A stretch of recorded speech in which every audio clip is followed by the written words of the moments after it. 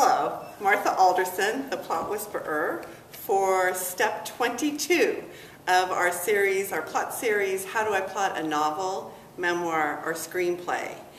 And we have now entered, as of today, the final quarter of the entire project. So this is a really exciting time because the character has gone through the beginning where you've sort of introduced all the concepts and the flaw and the goals and the world and, you know, all these different things with a lot of excitement and conflict, tension, and suspense. Then you have the middle, which is fraught with antagonists and conflict and, you know, all sorts of shaking up. And then that builds to the crisis, which then falls to this threshold, which is the most important threshold of the entire book. And in that threshold, the character has sort of had a moment to rethink who they are based on what happened at the crisis. So they're going into the end armed with sort of new information about themselves. Oftentimes, it's not necessarily new skills that they've attained. It's more that the skills that were lost in their backstory have been reignited, so that they've been able to connect whatever the wound was that was caused in their backstory, that they were betrayed or they were abandoned or they were, you know, lied to or hurt or whatever, or they overheard something that caused them to have a belief that they have sort of run their lives by. Because of what happens at the crisis, at the three-quarter mark, they now sort of understand that all of that sort of contributes to them not living up to their full potential and thus never being able to achieve their goals. So now that we've entered the end, the last quarter, they have sort of reconnected to this lost part of themselves. And it's not a place of mastery. The mastery comes in time. Because just like any new behavior, you know, you remember and then you forget, or you kind of blow it, or you know, it's one step forward, two steps back, until the protagonist gets sort of familiar and confident with the new skills that they have. So the trajectory of the plot line of the universal story, from the end of the threshold after the crisis, the energy of the story just goes almost straight up to the climax. In this one part, this quarter part of the story, the last part of the story, this is no time to talk about philosophy or, you know, wax on poetically or discuss certain elements of the character or to sort of try to bring closure to secondary plot lines. This area is really just about the protagonist making the movement toward final mastery at the crowning glory of the entire project, which is the climax. And that's the highest energetic moment in the entire universal story. And it's where the character becomes the victor in their own life. They're able to face their greatest fear, their greatest foe. To be, you know, if it's a external, action-driven story, the climax is going to be big. There'll probably be, you know, a lot of external dramatic action.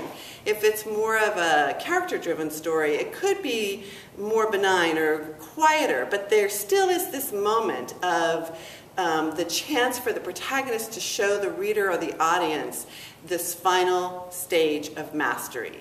And then after that, the energy of the story drops, and then you have the resolution.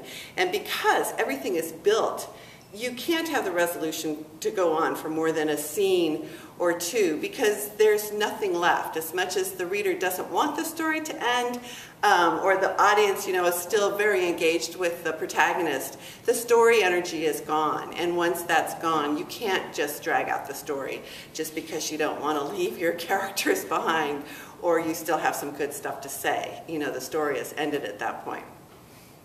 So as they begin this trajectory up to the climax, generally speaking, the protagonist redefines their goal, what they're going toward, so that there's no confusion about what they're doing, why they're doing it, and where they're going to do it. That the reader is really aware, and that way they can viscerally take part in the story. They get to feel every step forward, every fall back, every time they're successful, the protagonist is successful, or sit on the edge of their seat in horror when they see the bad guy coming up behind the protagonist, or whatever. So the goal is important to redefine. Oftentimes, the goal that was defined at the beginning of the story is no longer what the protagonist wants or cares about. Because of what happens at the crisis, they've sort of redefined their entire lives. And, or sometimes even at the crisis or in the threshold after the crisis, they're actually presented with their long-term goal and they realize, I don't want that. So then that's why it's important to redefine the goal so that we understand who the protagonist is now. What is important to them now, that they have sort of been awakened into who they were meant to be. And so then that way it just creates much more participation with the audience and with the reader. So what I'd like you to do this week is just to think about what the final goal will be, what that final confrontation will be at the climax. I'd like you to try to start to think about redefining what you think that will be, that will show the protagonist at their best, at their most powerful, when they stand fully in their power. And if you don't know what the climax is, just think about the character, what their flaw was to begin with, what they had to deal with at the crisis, and now what would be the best scene that will best show this character transformation, because stories are all about character transformation, and that's what the reader and the audiences really want to see.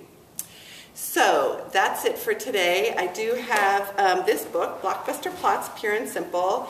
This talks a lot about the universal story. It shows how to create a plot planner, which is a replication of the universal story form so that you can plot your scenes out to sort of stand back and see your story as a whole. It also shows you how to create a scene tracker if you want to track each scene to see that the scenes are working hard enough and doing these 7 essential elements that I find in almost every good scene in every good novel, memoir, or screenplay. And then also I have a blog, The Plot Whisperer, and I have a website, Blockbuster Plots. And at the website, just to do a little self-promotion, I have a scene tracker kit, which has a DVD, the book, and a scene tracker template. I have a revision ebook that you can download almost instantaneously, not quite.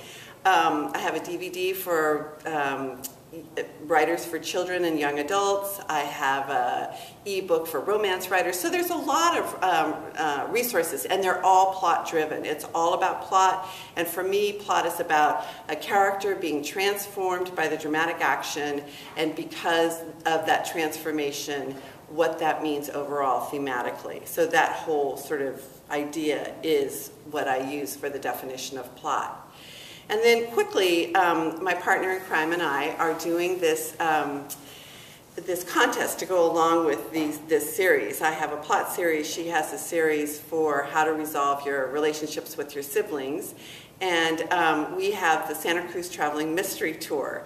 And so if you're keeping track of the background that we have for each one of our steps in our series, if you can identify some of those or all of those, you could win a free overnight at the Darling House, which is a, just an iconic bed and breakfast in Santa Cruz, or a plot consultation with me, or Kathy has something special too for people who might want something from her. So there is a website, the Santa Cruz Traveling Mystery Tour, if you want to go and get some more information there. So good luck.